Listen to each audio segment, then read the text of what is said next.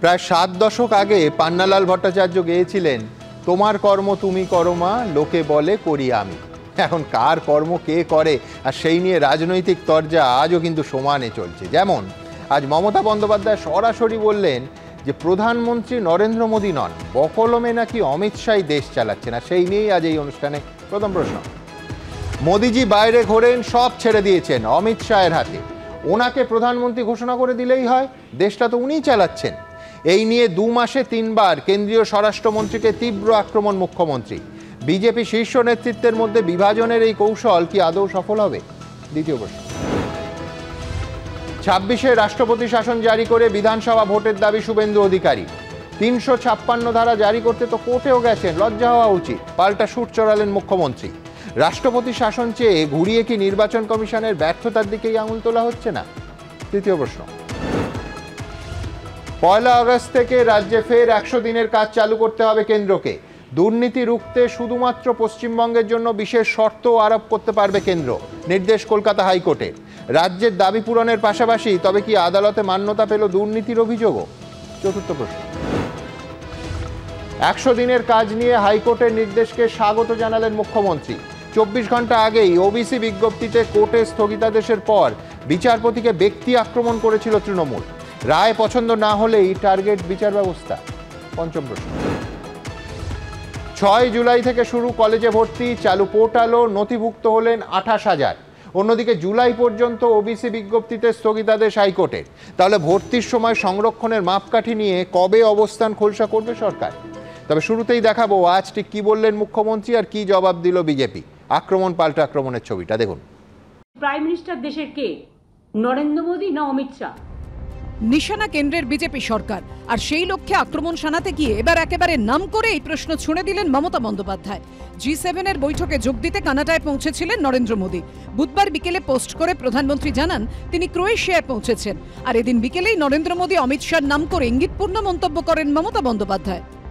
মোদীজি তো বাইরে বাইরে ঘুরে বেড়ান আর সব ছেড়ে দিয়েছেন অমিত শাহর হাতে, তা ওনাকে প্রাইম মিনিস্টার ডিক্লেয়ার করে দিলেই হয়? বকলমে তো দেশটা উনি চালাচ্ছেন। এই নিয়ে পাল্টা জবাব দিতে দেরি করেনি বিজেপি। দেশের জনগণ 140 কোটি মানুষ, তারাই দেশ চালাচ্ছে এবং তাদের প্রধানমন্ত্রী হয়ে, তাদের প্রধান সেবক হয়ে, প্রতিনিধি হয়ে নরেন্দ্র মোদী দেশ চালাচ্ছে। এই বিষয়ে কারো কোনো ডাউট নেই, ওনারও ডাউট নেই আমার মনে হয়। ওনাকে বলতে হয় তাই বলছেন। উনি যখন রাজ্যের বাইরে যান তখন কি রাজ্যটা কি অন্য কেউ চালায় নাকি? উনিই চালান। ওনার মতো পারঙ্গত চুরিবিদ্যায় কে আছে? আর কেউ নেই। এটা অবশ্য প্রথমবার নয়, এর আগেও এই সুর শোনা গেছে মমতা বন্দ্যোপাধ্যায়ের মুখে। তবে বুধবার একেবারে দুজনের নাম করে তিনি যে অভিযোগ তুললেন তা যথেষ্ট ইঙ্গিতপূর্ণ। বিভিন্ন মহলে প্রশ্ন উঠছে, তাহলে কি কৌশলে নরেন্দ্র মোদী এবং অমিত শাহের মধ্যে একটা বিভাজন তৈরির চেষ্টা করছেন মমতা বন্দ্যোপাধ্যায়? বিজেপি দলের মধ্যে গুড লিডার, ব্যাড লিডার এরকম একটা ভাগ করবার প্রচেষ্টা। সংসদীয় গণতন্ত্রের নীতি অনুযায়ী দল তার নেতা যখন যেভাবে নির্বাচন করবে সেইভাবে থাকবে। প্রধানমন্ত্রী নিশ্চয়ই সংসদের নেতা, তিনি দলের নেতা, কিন্তু একই সঙ্গে তার তো বিদেশে কাজ থাকতেই পারে, বিদেশের বিভিন্ন কনফারেন্স তাকে অ্যাটেন্ড করতে পারে। সেটা বিজেপি দলের ব্যাপার যে তাদের মধ্যে যদি সুসংহতভাবে অন্য কোনো নেতাকে নিয়ে আসে, তাতে অন্য কোনো দলের তো বলার কিছু থাকতে পারে না। বছর ঘুরলেই রাজ্যে বিধানসভা ভোট। ইতিমধ্যেই পশ্চিমবঙ্গ নিয়ে ঝাঁপিয়ে পড়েছে বিজেপি। পিঠোপিঠি এ রাজ্যে ঘুরে গেছেন অমিত শাহ এবং নরেন্দ্র মোদী। ভোট যত এগোবে পশ্চিমবঙ্গে তাঁদের আনাগোনা ততই বাড়বে। এই আবহে মমতা বন্দ্যোপাধ্যায়ের মন্তব্য কি বিশেষ কোনো উদ্দেশ্যে? প্রশ্ন উঠছে রাজনৈতিক মহলে। এবিপি আনন্দ। দেখুন, রাজনৈতিকভাবে এই আক্রমণ অত্যন্ত গুরুত্বপূর্ণ এবং নানাভাবে এর বিশ্লেষণ করা যায়। এক, যে মমতা বন্দ্যোপাধ্যায় নরেন্দ্র মোদী এবং অমিত শাহর মধ্যে একটা ভাগ করছেন, এই কৌশলে বিভাজন করছেন কিনা সেটা বিশ্লেষকরা নিঃসন্দেহে বলবেন। কিন্তু দুই, এই প্রশ্ন থাকবে যে গুড কপ ব্যাড কপের মতো ব্যাপারটা হচ্ছে কি। তার কারণ আমরা একটু পিছিয়ে যাই। 16ই এপ্রিল, আবার বলছি, 2 মাসের মধ্যে 3 বার মুখ্যমন্ত্রী আক্রমণ করলেন কেন্দ্রীয় স্বরাষ্ট্রমন্ত্রীকে স্পেসিফিক্যালি। 16ই এপ্রিল তিনি বলছেন, প্রায় একটা প্রধানমন্ত্রীর কাছে অ্যাপিল করছেন যে দেশের সব থেকে ক্ষতি করেছেন আপনি, মোদিজিকে আমি অনুরোধ করব দয়া করে লোকটাকে কন্ট্রোল করুন, সমস্ত এজেন্সিকে দিয়েছেন ওর হাতে, ইত্যাদি ইত্যাদি। কি বলেছিলেন 16ই এপ্রিল মুখ্যমন্ত্রী? এবার সবচেয়ে দেশের ক্ষতি করেছেন আপনি, মোদিজিকে আমি রিকোয়েস্ট করব দয়া করে লোকটাকে কন্ট্রোল করুন। সমস্ত এজেন্সিকে দিয়ে দিয়েছেন ওনার হাতে। আর উনি সমস্ত প্ল্যান তৈরি করছেন। I will again appeal to Narendra Modiji, under your prime ministership, don't allow any atrocious terrible to any community through your home minister. Please see what your home minister is doing through some agencies, and he is a planner. He wants to change the game. 16 April দেখলেন, এবার আসুন 5ই মে, যেখানে একেবারে স্পষ্ট acting prime minister বলছেন অমিত শাহকে এবং বলছেন যে আমি প্রধানমন্ত্রীর কথা বলছি না, অর্থাৎ আবার আরেকটা স্পষ্ট বিভাজন করলেন মুখ্যমন্ত্রী। কি বলেছিলেন দেখুন। I'm not talking about Prime Minister, but who is now acting Prime Minister. Sorry, may I repeat? Who is acting Prime Minister of this country? I don't know. Somebody told me there are some students. So may I ask you, who are? BJP can reply that question.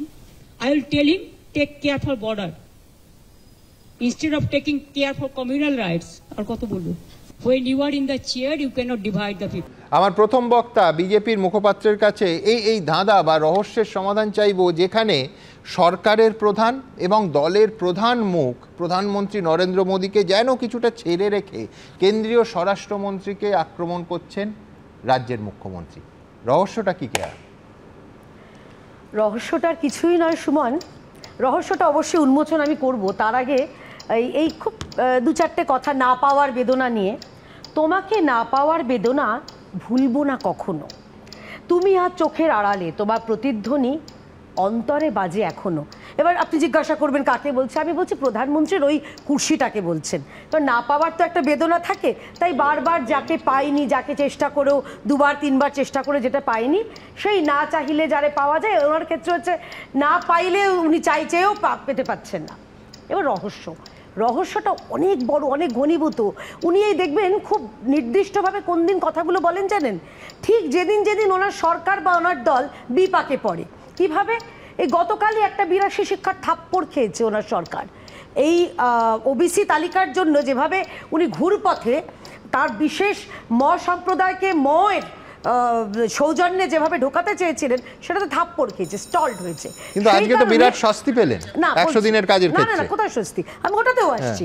স্বস্তি না, অস্বস্তি। কারণ monitor বসিয়ে দেওয়া হয়েছে কেন্দ্রীয় সরকারকে, কোথায় স্বস্তি? তো সেই কারণে উনি এই কন্ট্রোভার্সি এইগুলো তুলে উনি মনে করেন যে এটা থেকে রাজনৈতিক ফায়দা তুলতে পারে। আমরা আলোচনা করতাম অনেক ওবিসি তালিকা নিয়ে, আমরা আলোচনা করতে পারতাম মনরেগাটাই প্রথমে আমরা আলোচনা করতে পারতাম, সেটা না করে আমরা আলোচনা করছি মমতা বন্দ্যোপাধ্যায় কী বলেছেন। আগে উনি বলেছেন যে অটল বিহারী ভালো, মোদিজি খারাপ। পরে মোদিজি এখন ভালো হয়ে গেলেন, আদবানির কথা বলছো। আদবানি, আচ্ছা আদবানি। এবং এখন তিনি বলছেন যে মোদিজি ভালো, অমিত শাহ খারাপ। আসলে বিষয়টা হচ্ছে উনি যখন বলছেন না এই কথাগুলো যে মোদিজিকে সরিয়ে অমিত শাহ, আমি বলবো যে আপনাকে সরিয়ে ফিরহাদ হাকিম বা সিদ্দিকুল্লাহ চৌধুরীকে তো মুখ্যমন্ত্রী করা যেতে পারে। তার কারণ সিদ্দিকুল্লাহ চৌধুরী যে নিদান দিয়েছিলেন জেলা এবং কলকাতাকে টাইট দেওয়া, সেটাই তো হচ্ছে। আমরা সেই মডেলগুলোই তো দেখছি, মোথাবাড়ি থেকে শুরু করে মুর্শিদাবাদ থেকে শুরু করে মহেশতলা, ওই এক মডেল তো দেখছি, সিদ্দিকুল্লাহ মডেল। ফিরহাদ হাকিম বলেছিলেন যে ওই কি জানো মিনিমাম আর ম্যাক্সিমাম, অর্থাৎ যারা সংখ্যালঘু এবং সংখ্যাগুরুর একটা উনি নিদান দিয়েছিলেন। আমরা তো সেই মডেল দেখছি, ডেমোগ্রাফি পাল্টে দেওয়া হচ্ছে। সেই মডেলটাই এখন মমতা বন্দ্যোপাধ্যায়ের সরকার যে পালন করছে, তাহলে উনিও তো এখানে তার কোনো ভূমিকাই নেই, সেই নামকেও বাঁচতে আছে। আপনি সরে গিয়ে ফিরহাদ হাকিমকে জায়গা করে দিন, সিদ্দিকুল্লাহকে জায়গা করে দিন, কারণ তারা যেটা বলছে আপনার সরকার এবং আপনার দল এবং আপনার পুলিশ সেগুলোই পালন করছে। এইবারে আসে আরও একটা শেষ কথায়, আজকেই মনরেগার কথাটা আপনি বললেন, কোথায় স্বস্তি আমি বুঝলাম না। চিন্তা করুন কতখানি নির্লজ্জার বিষয়। মনরেগার ক্ষেত্রে কেন্দ্রীয় সরকারকে মনিটর হিসেবে বসিয়ে দেওয়া হয়েছে। মাননীয় আদালত বলেছেন যেহেতু ফ্রড হয়েছে এবং যেহেতু দুর্নীতি হয়েছে, কিন্তু গরিব মানুষকে তাদের তো বঞ্চিত রাখা যায় না। আমরাও সেটা বলছি, গরিব মানুষকে বঞ্চিত রাখা যায় না। চিন্তা করতে পারেন, কিন্তু 3.5 বছর টাকাটা বন্ধ ছিল, যদিও 100 দিনের কাজ নিয়ে আমরা পরে বিস্তারিত আলোচনা করব। একেবারে একটু জাস্ট দুটো কথা বলতে চাই। চিন্তা করে দেখুন, এনার দলের নেতাদের দুর্নীতির কারণে আমার আপনার করের টাকা দিয়ে 4টে জেলায় চুপি চুপি ফাইন দিয়ে এসেছে। তারপরে আজকে বলছেন স্বস্তি না অস্বস্তি। বিভিন্ন জায়গায় যেভাবে মনরেগার টাকায় 25 লক্ষ ভুয়ো জব কার্ড, এবং মাননীয় না হলো, আদালত কিন্তু বলেই দিয়েছেন। আমি বলছি এই অস্বস্তির কারণ তো একই সঙ্গে প্রধানমন্ত্রী নরেন্দ্র মোদীও। তাহলে নরেন্দ্র মোদীকে আক্রমণ না করে শুধু অমিত শাহকে আক্রমণ ওই যে কেন? Diversion tactics. আমরা আজকে এয়ার টাইম নিয়ে আমরা চলে যাব, মানরেগা নিয়ে আলোচনা কম করব, আমরা আজকে এটা নিয়ে বেশি আলোচনা করব। আর আমি আচ্ছা। অনুরোধ করছি সবার হ্যাঁ। শেষে আরো একবার আমি বলছি, অনুরোধ করছি বিনীতভাবে যে আপনিও সরে যান, কারণ আপনি থেকেও এই রাজ্যে কোনো সুবিধা হচ্ছে না, কোনো উন্নয়ন হচ্ছে না, চুরি চামারি চপ শিল্প, কচুরি শিল্প, মোমো শিল্প বেশি হচ্ছে। তাই আপনি সরে গিয়ে সিদ্দিকুল্লাহ চৌধুরী বা ববি হাকিমকেই বসিয়ে দিন। ধন্যবাদ। আমি সরাসরি দেবাংশুর কাছে যাব। আমি দেবাংশুর কাছে আমার প্রশ্ন থাকবে যে দেখুন, রাজনৈতিক আক্রমণও কোনো সন্দেহ নেই একটা কৌশলে চলে। বিশেষ করে আজকে মুখ্যমন্ত্রীর যে দীর্ঘ প্রেস কনফারেন্স, নিঃসন্দেহে যে কোনো বিশ্লেষক বলবেন যে তার পেছনে দীর্ঘ চিন্তাভাবনা আছে, অর্থাৎ খুব ভেবেচিন্তে এই সাংবাদিক সম্মেলন করা হচ্ছে। এটা নিছক ডিভাইড অ্যান্ড রুল কিনা, কেন মুখ্যমন্ত্রী বারংবার এই বিজেপি সরকারের 1 নম্বর আর 2 নম্বরের মধ্যে একটা স্পষ্ট বিভাজন করছেন, এই কৌশলের সঙ্গে কোথাও কেন্দ্রীয় এজেন্সিগুলোর তদন্তের সম্পর্ক আছে কিনা, এ বিষয়ে কি আলোকপাত করবে দেবাংশু? দেখবো আমরা। প্রথমে এবিপি আনন্দের সকল দর্শককে শুভ সন্ধ্যা জানাই। দেখুন, প্রোডাক্টের কোয়ালিটি যদি দিন দিন খারাপ হয় তাহলে লেটেস্ট ভার্সানটা খেলে আপনার বেশি বমি পাবে, এটা ন্যাচারাল ব্যাপার। তার মানে এটা নয় আপনি আগেরটাকে খুব ভালো বলছেন, তার মানে এটা যত দিন যাচ্ছে আপনার প্রোডাক্ট কোয়ালিটি তত খারাপ হচ্ছে। তো বিজেপিকে যদি একটা পলিটিক্যাল পার্টি হিসাবে ধরেন, তাদের যে প্রোডাক্ট সেটা আজকের দিনে দাঁড়িয়ে আমি অমিত শাহকে যদি লাস্ট ফেস হিসাবে ধরি আফটার অমিত শাহ, সেই প্রোডাক্ট ভারতবর্ষের মাটিকে শুধু সম্প্রদায়ের ভিত্তিতে ভাগাভাগির ক্ষেত্রে নয়, দেখুন অমিত শাহের ক্ষেত্রে তো তার একটা লেগাসি রয়েছে, তিনি মোটামুটি 6 মাসের কাছাকাছি জেলে কাটিয়েছেন। না, তুমি ম্যানুফ্যাকচারিং ডেটের কি করে তফাৎ করছো আমি বুঝতে পারছি না। এই জুরি তো গুজরাট শাসন করেছেন, এখন দেশ শাসন করছেন, এর ভেতরে তুমি কি করে আলাদা করছো? না, এই দুটো তো জুরি একই প্রোডাক্ট। একদম ঠিক বলেছেন। এই জুরি গুজরাট শাসন করেছেন, দেশ শাসন করেছেন, কিন্তু আপনি যদি প্রথম থেকে খেয়াল করে দেখেন, নরেন্দ্র মোদী যখন গুজরাটের মুখ্যমন্ত্রী ছিলেন তখন তার সাথে তার ডান হাত অমিত শাহ, এবং গুজরাট থেকে যখন তিনি দেশের প্রধানমন্ত্রী হলেন তখন নরেন্দ্র মোদী যে সিস্টেমটা রান করছেন, সেখানে প্রথমে অমিত শাহকে বিজেপি সভাপতি থেকে তুলে আনলেন আবার তার ডান দিকে, এবং ডান দিকে তুলে এনে রেখে আবারও যে আজকে ভারত সরকারটা চলছে, of the Gujarat, by the Gujarat, for the Gujarat, একই সিস্টেম। অর্থাৎ এটার দ্বারা ক্লিয়ার হয়ে যায় যে নরেন্দ্র মোদী কিছু ক্ষেত্রে নিজে সামনে একটা ফেস থেকে তার পেছনে অমিত শাহকে দিয়ে যত রকমের এই রকম কাজের এক্সিকিউশনগুলো করান, যার প্রমাণ সোহরাবুদ্দিন কেস থেকে শুরু করে আরো যে কেসগুলোতে অমিত শাহ 6 মাসের উপর জেল খেটেছে। তোমার যুক্তি অনুযায়ী তো তাহলে নরেন্দ্র মোদীকেই আক্রমণটা করা উচিত, উনি করাচ্ছেন। নরেন্দ্র মোদীকে আপনি মমতা বন্দ্যোপাধ্যায়ের এই প্রেস কনফারেন্সটা দেখছেন, যেদিন নরেন্দ্র মোদী এসে পশ্চিমবঙ্গে আলিপুরদুয়ারে মিটিং করে গেল, সেদিন মমতা বন্দ্যোপাধ্যায়ের প্রেস কনফারেন্সটা দেখুন না, সেদিন নরেন্দ্র মোদীকে কম অ্যাটাক করা ছিল নাকি? নরেন্দ্র মোদী প্রধানমন্ত্রী একজন দায়িত্বশীল চেয়ারে বসে আছেন, তাই তাকে মুখ্যমন্ত্রী বারবার মনে করিয়ে দিচ্ছেন আপনারা এই লোকটাকে সামলান। এটা বরঞ্চ তুমি পরের জেনারেশনের প্রোডাক্ট বললে যোগী আদিত্যনাথকে ধরতে পারো। এখন যোগী নরেন্দ্র মোদী আর অমিত শাহর মধ্যে আলাদা করা খুব মুশকিল। আমি বলছি সুমনদা, যোগী আদিত্যনাথকে প্রোডাক্ট বলতে আমরা পারবো কিনা পরবর্তীটা কেয়াদিরা বলতে পারবে, কারণ তারা লঞ্চ করবে কিনা। ঠিক আছে, এখন এই লঞ্চিং নিয়ে উত্তরপ্রদেশে ঝামেলা, অনেকে বলে তার জন্যই নাকি 40 নেমে এসছে, আমি সেই কথাই যাবো না, কিন্তু আমার কথার জায়গাটা হচ্ছে সুমনদা যে আক্রমণের কেন্দ্রবিন্দুতে অমিত শাহ না নরেন্দ্র মোদী ফ্যাক্টর নয়। মমতা বন্দ্যোপাধ্যায় যখন যাকে আক্রমণ করা সেরকমই করেছেন যখন ইস্যু এসছে। But the thing is, Mamata Bandyopadhyay যদি বিজেপি পার্টির কাউকে নিয়ে কোনো অভিযোগ করার থাকে বা স্পেসিফিক্যালি বলার থাকে, এই মুহূর্তে নরেন্দ্র মোদীর থেকে হাইয়েস্ট অথরিটিতে কেউ নেই। কাকে বলবেন? দ্রৌপদী মুর্মুকে বলবেন? হ্যাঁ, কিন্তু ঘটনার জন্য আপনাকে বলছি না, আমি স্বরাষ্ট্রমন্ত্রীকে বলছি অমিত শাহকে কন্ট্রোল করুন। অ্যাবসলিউটলি, আমি ওটাই বলছি। তুমি বলছো যে নরেন্দ্র মোদী করছেন, তো যিনি করাচ্ছেন তিনি আবার কন্ট্রোল করাবেন কি? আমি আপনাকে বলছি অমিত শাহ এই মুহূর্তে ভারতবর্ষের মাটিতে সেন্ট্রাল এজেন্সিগুলো নিয়ন্ত্রণ থেকে শুরু করে বিভিন্ন স্টেটে যে দাঙ্গায় মদদ দেওয়া, যেখানে তারা ক্ষমতায় আসতে চাইছেন তার আগে যে প্ল্যান্টেড দাঙ্গাগুলো করা, সেগুলো অমিত শাহের নেতৃত্বে গোটা ভারতবর্ষে এক্সিকিউটেড হচ্ছে, এবং তার পেছনে নরেন্দ্র মোদীরও মদদ এবং প্রচ্ছন্ন সমর্থন আছে। কিন্তু দুঃখের বিষয় হচ্ছে নরেন্দ্র মোদী যদি এই বিষয়টা না বোঝেন, গোটা পৃথিবীর মানচিত্রে তিনি তো ভারতবর্ষের ফেস হিসাবে দেশকে রিপ্রেজেন্ট করেন, ফলে তিনি যে দেশের প্রধানমন্ত্রী তা তিনি যদি অন্য কাউকে দিয়ে এক্সিকিউট করিয়ে এই গোটা ভারতবর্ষটাকে এরকম একটা জায়গায় নিয়ে যান যেখানে পৃথিবীর অন্যান্য দেশের কাছে আমাদের মাথাটা নিচু হয়, তখন রাজ্যের অঙ্গরাজ্যের একজন মুখ্যমন্ত্রী হিসাবে সেই কমপ্লেনটা প্রধানমন্ত্রীর কাছেই জানাতে হয়। কিন্তু কিন্তু তার মানে এটা নয় যে নরেন্দ্র মোদী কোথাও এটার পার্ট নন, বরং এই হামদো হামারে দোয়ের যে সরকার, নরেন্দ্র মোদী অমিত শাহ এবং তাদের দুই শিল্পপতি ভাই, এই যে কম্বিনেশনটা গোটা দেশটা চালাচ্ছে, এই গোটা কম্বিনেশনটা সিস্টেমটা, এইটা একটা সিস্টেম এবং এই সিস্টেমটার একটা ফেস আছে, যে ফেসটার নাম হচ্ছে ভারতীয় জনতা পার্টি। এখানে মোদী অমিত শাহ বলে কেউ আলাদা কেউ নন, কিন্তু হ্যাঁ সুপিরিয়রিটির বেসিসে নরেন্দ্র মোদী ওপরে আছেন, একটা চেয়ার অলঙ্কৃত করছেন, তাই মমতা বন্দ্যোপাধ্যায় সে কথাটা বলেছিলেন। বাকি এদের মধ্যে কোনো তফাৎ নেই, একজন মুখ একজন মুখোশ। বেশ, অর্থাৎ আলাদা মুখের কোনো গুরুত্ব নেই। হ্যাঁ দেখুন, দেবাংশু বললেন, প্রথম কথা আমার অবাক লাগলো, ভারতীয় জনতা পার্টিকে যদি একটি পলিটিক্যাল দল হিসেবে ধরা হয়, কে বলছেন আঞ্চলিক সর্বভারতীয় তৃণমূল কংগ্রেস, আচ্ছা সেটা বাদ দিলাম, বলছেন যে of the Gujarat, by the Gujarat. তা আমার জিজ্ঞাসা করতে ইচ্ছা করছে যে ইউসুফ পাঠান, সাকেত গোখেল সেই গুজরাট রাজ্য থেকে নিয়ে এসে করতে হলো। আর আরেকটা জিনিস, প্লান্টেড দাঙ্গা, উনি বললেন দাঙ্গা ফাঙ্গা নিয়ে দেখুন তৃণমূল ভালোই জানবে, কারণ যে রাজ্যে মোথাবাড়ি হয়েছে, বাদুড়িয়া হয়েছে, কালিয়াচক হয়েছে, বসিরহাট হয়েছে, মুর্শিদাবাদ হয়েছে, মহেশতলা হচ্ছে, সেই রাজ্যের দলের প্রতিনিধি স্বাভাবিকভাবে দাঙ্গার বিষয়টা ভালো জানবেন। আর উনি জুটির কথা বললেন, আমি তো আমার কালীঘাট ক্যামাক্সি জুটিটা আমার খুব বেশ ভালো। আমার জাস্ট একটা প্রশ্ন, দেখুন এই নিয়ে 2021-এর আগে আপনার চ্যানেল প্রচুর বিতর্ক হয়েছে, আমরাও এসেছি। আমি শুধু কেয়াদিকে বলতে চাই, of the Gujarat, by the Gujarat একটা কোনো নির্দিষ্ট ক্যান্ডিডেচারের ভিত্তিতে বলা হয় না, অনেক কারণ আছে, বলতে গেলে একটা আলোচনায় শেষ হবে না। আমি কেয়াদি তো একজন বাঙালি, আমি জিজ্ঞেস করতে চাই, সর্দার বল্লভভাই প্যাটেলকে আমরা শ্রদ্ধা করি, আচ্ছা বলুন তো সুমন দা, গোটা ভারতবর্ষের মাটিতে, দিল্লিতে হোক কি পশ্চিমবঙ্গে হোক, ওই 3000 কোটি ব্যয় করে একটা নেতাজি সুভাষচন্দ্র বোসের মূর্তি হতে পারতো না? পারতো না? কেয়াদি এই উত্তরটা দিন তো। আজকে কেয়াদিদের 12টা এমপি, একটা লাইন শেষ করে দিন, এখন কেয়াদিদের 12টা এমপি, এর আগে ছিল 18টা এমপি, সবাইকে হাফ প্যান্ট দিতে হলো কেয়াদি, পুরনো আরএসএস এর প্যান্ট অনুযায়ী। আমি বলছি তুমি কেয়াদি, তুমি তমলুক বলবে, আমি বালিগঞ্জ বলবো, কি দরকার?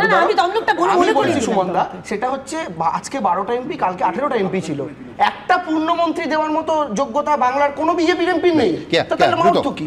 দেখুন, উনি ওই সর্দার বল্লভভাই প্যাটেলের কথা প্রসঙ্গ তুললেন, সর্দার বল্লভভাই প্যাটেলকে যেখানে স্থাপিত করা হয়েছে, তার নিজের জায়গায় স্থাপিত করা হয়েছে, তিনি আমাদের দলের ছিলেন না, এবং সেখান থেকে কতটা রেভিনিউ জেনারেট করা হয় আজকের দিনে দাঁড়িয়ে আপনার কাছে স্ট্যাটিস্টিক্স রয়েছে। আমরা বাইরে থেকে ব্যবসাদারকে কিডন্যাপ করে তারা রেভিনিউ জেনারেট করছে, কিডনি বিক্রি করে রেভিনিউ জেনারেট করছে। আমি দ্রুত আবার আক্রমণের এবং প্রতি আক্রমণের ব্যাখ্যায় আসবো। তার কারণ আজকে একদিকে যেমন পয়লা বৈশাখ বনাম 20শে জুনের লড়াই হলো, তেমন অন্যদিকে আর একটা ইউনিক আক্রমণ করলেন মমতা বন্দ্যোপাধ্যায়, যেটা এর আগে কোনো বিরোধী দল, আমার পরের বক্তা রাজ্যের আরেক বিরোধী দলের প্রতিনিধি শতরূপ বলতে পারবে, যে আহমেদাবাদ বিমান দুর্ঘটনা নিয়ে মমতা বন্দ্যোপাধ্যায় বললেন, যদি পূর্ব পরিকল্পিত কোনো ঘটনা বা দুর্ঘটনা হয় সেটা নিয়ে আমাদের ভাবা উচিত। এই বিমান দুর্ঘটনা পূর্ব পরিকল্পিত, এই প্রশ্নটা ছুঁড়ে দিলেন মমতা বন্দ্যোপাধ্যায়। হ্যাঁ, মানতে হবে এটা ইউনিক। পরের প্রতিবেদন। বাংলার প্রতিষ্ঠা দিবস বাংলা ঠিক করবে না, আপনারা ঠিক করবেন, বিজেপির ইচ্ছা মতো চাপিয়ে দেওয়া জিনিস। বৈশাখ বনাম আষাঢ় না, বাংলা ক্যালেন্ডারের পাতায় এই 2 মাসের মধ্যে কোনো দ্বন্দ্ব নেই, তবে এ রাজ্যের রাজনীতিতে তাদের নিয়েই ফের সম্মুখ সমরে তৃণমূল এবং বিজেপি। পশ্চিমবঙ্গ দিবস কবে পালিত হবে, পয়লা বৈশাখ নাকি আষাঢ়ে, মানে 20শে জুন, তা নিয়ে ফের বিজেপির সঙ্গে সংঘাতের পথে হাঁটলেন মমতা বন্দ্যোপাধ্যায়। প্রতিবারের মতো এবারও 20শে জুন পশ্চিমবঙ্গ দিবস পালন করতে চায় বিজেপি। বঙ্গ বিজেপি সূত্রে খবর, পশ্চিমবঙ্গ দিবসের অনুষ্ঠানে এবছর প্রধানমন্ত্রীকে আনারও পরিকল্পনা ছিল। এই আবহে 20শে জুন পশ্চিমবঙ্গ দিবস পালন নিয়েই প্রশ্ন তুললেন মুখ্যমন্ত্রী। তারা 20শে জুন বাংলা দিবস পালন করবেন উত্তরপ্রদেশ রাজভবনে, সব রাজভবনে পালন করবেন সারা ভারতবর্ষে। এই ডেটটা তারা ঠিক করলেন কি করে? আপনারা তো জানেন যে কাজটা কেউ করে যায়নি, আমরা করেছিলাম। অ্যাসেম্বলিতে পাশ হয়েছে একটা আইন, যেখানে পয়লা বৈশাখ মানে বছরের শুরুর দিনটা আমরা বাংলার প্রতিষ্ঠা দিবস হিসেবে অ্যানাউন্স করেছি। 2023 সালে কেন্দ্রীয় সরকার 20শে জুন দিনটিকে রাজ্যের প্রতিষ্ঠা দিবস বা পশ্চিমবঙ্গ দিবস হিসেবে পালনের নির্দেশ দেয়। অন্যদিকে পয়লা বৈশাখ দিনটিকে রাজ্য দিবস ঘোষণা করেছে রাজ্য সরকার। বিজেপির দাবি, শ্যামাপ্রসাদের প্রতি শ্রদ্ধা জানাতেই 20শে জুন পশ্চিমবঙ্গ দিবস পালন করা উচিত। জনসংঘের প্রতিষ্ঠাতা শ্যামাপ্রসাদ মুখোপাধ্যায়ের নেতৃত্বেই 1947 সালের ওই দিনে আনুষ্ঠানিকভাবে ভারতের অংশ হিসেবে পশ্চিমবঙ্গে শিলমোহর পড়ে। 20 জুন পশ্চিমবঙ্গ বিধানসভা, যা আগের আইনসভা ছিল, 58 জন হিন্দু আইনসভার সদস্য, তার মধ্যে সম্মানীয় প্রয়াত জ্যোতি বসুও ছিলেন। এটা অনুমোদিত হয় এটাই হচ্ছে আসল পশ্চিমবঙ্গ দিবস। আমরা বিজেপি এমএলএরা ডক্টর শ্যামাপ্রসাদ মুখার্জির স্ট্যাচুতে পালন করব এবং আমি বিকালে আসানসোলে পশ্চিমবঙ্গ দিবস পালন কর্মসূচিতে উপস্থিত থাকব। পাশাপাশি এদিন আহমেদাবাদের বিমান বিপর্যয় নিয়ে বলতে গিয়েও চাঞ্চল্যকর দাবি করেন মমতা বন্দ্যোপাধ্যায়। মানুষের জীবন সংকটে প্রতিদিন প্লেনে উঠছে নামিয়ে দিচ্ছে, উঠছে নামিয়ে দিচ্ছে। কত মানুষ মারা গেছে আজ পর্যন্ত কেউ জানে না। এমনকি বেচারা ডাক্তার হবে বলে জুনিয়র ডাক্তাররা যারা হস্টেলে ছিলেন তাদের প্রাণ পর্যন্ত চলে গিয়েছে। যদি পূর্ব পরিকল্পিত কোনো ইনসিডেন্ট এবং অ্যাক্সিডেন্ট হয় সেটাকে নিয়ে আমাদের ভাবা উচিত। যে অ্যাক্সিডেন্ট আহমেদাবাদ লন্ডনের বিমানে হয়েছে তদন্ত করাচ্ছেন কাদের দিয়ে? আমলাদের দিয়ে। আমি তো যতদূর জানি, আমি যখন রেল মিনিস্টার ছিলাম, রেল অ্যাক্সিডেন্ট হলে আমাদের একটা রেলওয়ে সেফটি রিভিউ কমিটি থাকতো, তারা তদন্ত করত। প্লেনেও নিশ্চয়ই এরকম একটা সিভিল অ্যাভিয়েশনেও নিশ্চয়ই একটা আছে। আজ পর্যন্ত একটা এফআইআর হয়নি। আগেই দায়িত্ব দিন, উনি আর রাজীব কুমার দুজন মিলে তদন্ত করতে যান, একটা সিট বানিয়ে দিক। আমরা এই 14 বছরে উনি রাজ্যে বাস অ্যাক্সিডেন্টে কত লোক মারা গেছে তার তালিকা বের করে দেবো। রোড সেফটি বলে কিছু আছে বাংলায়? আছে? এগুলো বলেন কেন? কেউ ইচ্ছা করে করে? সব মিলিয়ে মুখ্যমন্ত্রী বনাম বিজেপি সংঘাতে এখন রাজ্য রাজনীতিতে তরজার পারদ সপ্তমে। সুমন ঘরাই, শিবাশিস মৌলিক ও উজ্জ্বল মুখোপাধ্যায়ের রিপোর্ট, এবিপি আনন্দ।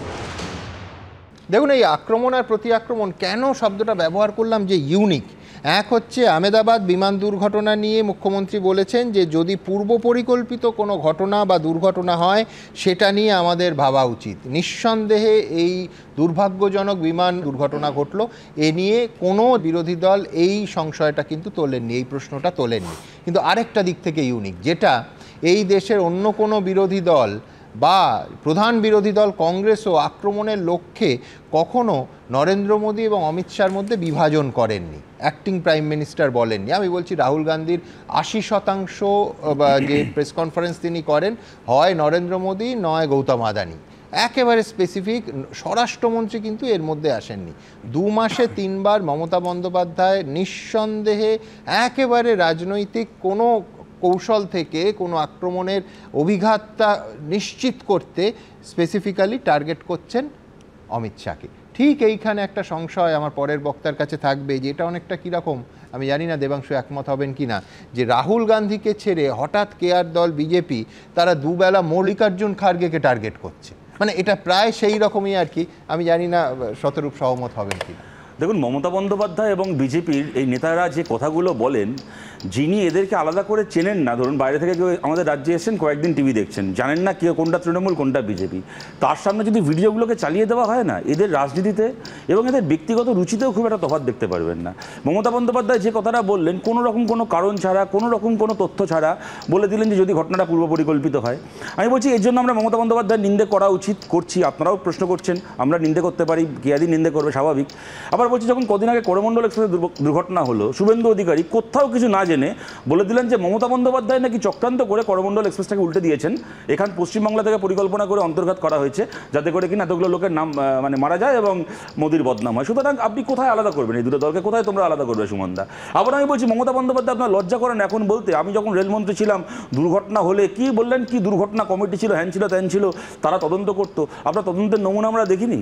যখন জঙ্গলমহলে 2010 সালে ট্রেন দুর্ঘটনা হলো, আপনার এই চটিচাটা কতগুলো তথাকথিত বুদ্ধিজীবী রয়েছে ওই রেলের এটো কাটা কোম্পানিতে পয়সা দিয়ে যাদেরকে পুষতেন, আপনার এই কটা বুদ্ধিজীবীকে দিয়ে মিটিং প্রেস কনফারেন্স করে বলেছিলেন যে যেহেতু প্রেস ক্লাবে যেহেতু মাওবাদীরা ওখানে করেছে, এইটা বললে তৃণমূলকে বদনাম করলে সিপিএমের সুবিধা হতে পারে, অতএব সিপিএমের কর্পোরেশন ভোটে কলকাতায় ভোট বাড়তে পারে, অতএব নিশ্চয়ই সিপিএম ট্রেনটাকে উল্টে দিয়েছে। আপনার চটিচাটা এটোকাটা কোম্পানির বুদ্ধিজীবীগুলো বলেছিল, আমরা ভুলে গেছি সেই দিনগুলো। আপনি বলছেন আপনার নাকি বিরাট কোন রিপোর্ট আজকে এত বছর পরে? আমি বলছি সুমনদা, আজকে 15 বছর পরে কোন রিপোর্ট বেরিয়েছে যে রিপোর্ট বলছে যে ওখানে ট্রেন উল্টে ছিল সিপিএম?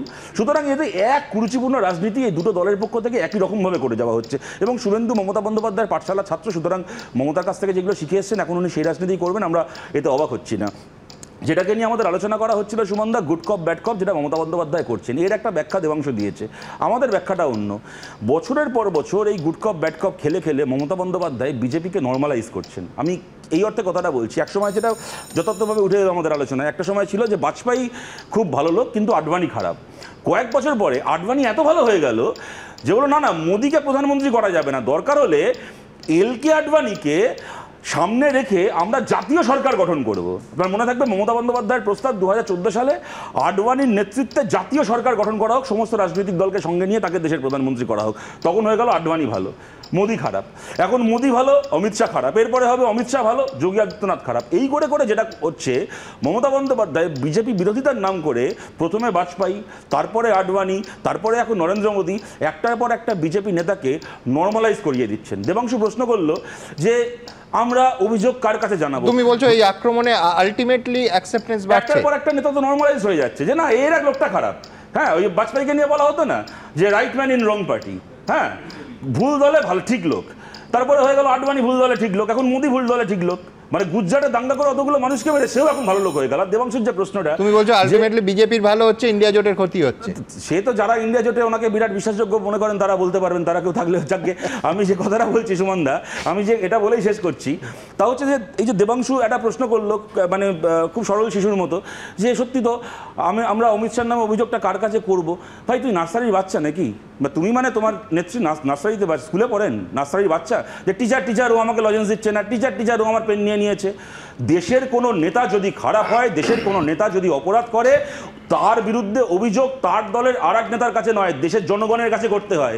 এবং দেশের জনগণ যদি মনে করেন তিনি নরেন্দ্র মোদীকে, অমিত শাহকে, যোগী আদিত্যনাথকে একসঙ্গে হারিয়ে দেবেন পরের ভোটে, একটা রাজনৈতিক দল অন্য একটা রাজনৈতিক দলের বিরোধী মানে তার বিরোধ দিয়ে সে মানুষের দরবারে উপস্থিত হবে, মানুষের দরবারে তার বিচার চাইবে। এখানে বাচ্চাদের মতো আমার টিচার আমার জলের বোতল নিয়ে নিয়েছে মার্কা ন্যাকামি, এটা রাজনীতিতে চলে না। এইগুলো করার উদ্দেশ্যটা হচ্ছে বিজেপিকে পশ্চিমবাংলায় বিজেপি বিরোধিতার নাম করে বিজেপিকে নর্মালাইজ করে দেওয়া।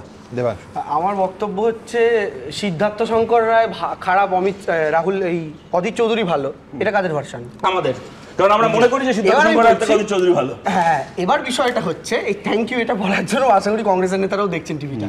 এখন বিষয়টা হচ্ছে সুমনদা, যে কংগ্রেসের নেতারা জানেন যে এটা আমাদের মত। আমি বলি আমারটা, তুমি বললে 2 মিনিট একটু বলি, শোনো।